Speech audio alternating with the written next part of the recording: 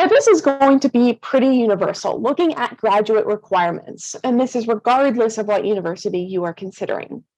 So there usually in the US is a non-refundable application fee. Proof of a bachelor's degree or equivalent. It is really important that you show that you have completed a degree at the undergraduate level, and then some form of evidence of English proficiency. This is often the TOEFL or the IELTS.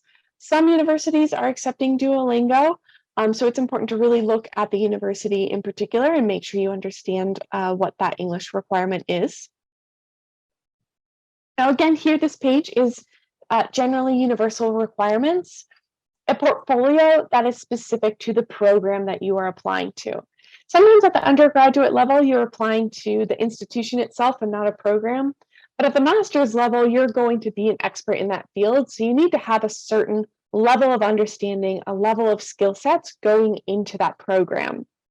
And that's where the portfolio is really important. And as I mentioned before, you don't necessarily have to have an undergraduate degree in that area, but you do have to be able to create that portfolio.